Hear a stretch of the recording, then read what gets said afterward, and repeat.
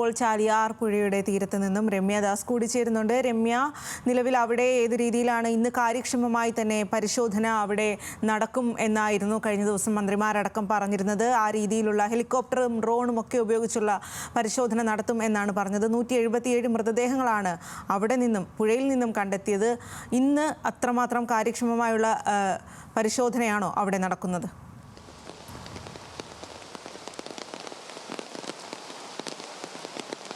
സ്വാതി, തീർച്ചയായും ഇന്ന് വളരെ കാര്യക്ഷമമായ തെരച്ചിൽ തന്നെയാണ് ഇവിടെ നടന്നുകൊണ്ടിരിക്കുന്നത്. രാവിലെ മുതൽ തന്നെ പരിശോധനകൾ, ഇത്തരത്തിൽ മൃതദേഹങ്ങൾ കണ്ടെത്താനുള്ള പരിശോധനകൾ വിവിധ സന്നദ്ധ സംഘടനകളുടെയും ഫോറസ്റ്റ് വകുപ്പിൻ്റെയും അതുപോലെ തന്നെ നേവി എല്ലാ വകുപ്പുകളുടെയും ഏകോപിപ്പിച്ചുകൊണ്ടുള്ള ഒരു തെരച്ചിൽ ഊർജിതമായി തന്നെ ഇവിടെ മേഖലകളിൽ നടക്കുന്നുണ്ട്. ചാലിയാറിൻ്റെ വിവിധ മേഖലകളിലാണ്, അതായത് 6ആയി തിരിച്ച് വിവിധ മേഖലകളിലായിട്ടാണ് ഇത്തരത്തിൽ തിരച്ചിലുകൾ നടത്തുന്നത്.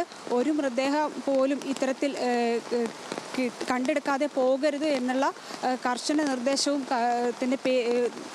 നിർദ്ദേശത്തിലാണ് ഇത്തരത്തിൽ വളരെ ശക്തമായിട്ടുള്ളൊരു പരിശോധന മേഖലകളിൽ നടന്നുകൊണ്ടിരിക്കുന്നത്.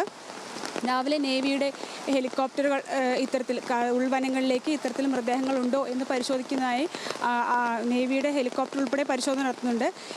ഇവർ എയർലിഫ്റ്റിംഗ് ചെയ്തുകൊണ്ട് കാടിനകത്തേക്ക് കയറി അത്തരത്തിലും പരിശോധനകൾ പുരോഗമിച്ചുകൊണ്ടിരിക്കുകയാണ്.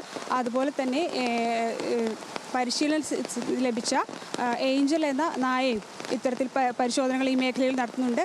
ഇന്ന് നമുക്ക് ഏറ്റവും പുതിയതായി നൽകാൻ കഴിയുന്ന ഒരു വിവരം എന്ന് പറയുന്നത് 180 മൃതദേഹങ്ങളാണ് ഇതുവരെ നമുക്ക് ലഭ്യമായിട്ടുള്ളത്. ഈ മേഖലകളിൽ നിന്നും ചാലിയാറിൻ്റെ വിവിധ മേഖലകളിൽ നിന്നായിട്ട് 180ഓളം മൃതദേഹങ്ങളാണ് കണ്ടെടുക്കാൻ കഴിഞ്ഞിട്ടുള്ളത്.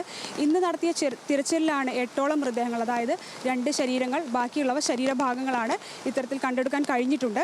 ഇതിൽ 172ഓളം മൃതദേഹങ്ങളാണ് ഇന്നലെ വരെ തെരച്ചിൽ നമ്മൾ കണ്ടെത്താൻ കഴിഞ്ഞത്. ഇത്തരത്തിൽ 143 പോസ്റ്റ്മോർട്ടം നടപടികൾ നിലമ്പൂർ ജില്ലാ ആശുപത്രിയിൽ പുരോഗമിക്കുകയും അവ വയനാട്ടിലേക്ക് വിട്ടു നൽകുകയും ചെയ്തിരുന്നു. ഈ ബാക്കിയുള്ളവ ഇത്തരത്തിൽ പോസ്റ്റ്മോർട്ടം നടപടി രമ്യയിലേക്ക് തിരിച്ചെത്താം.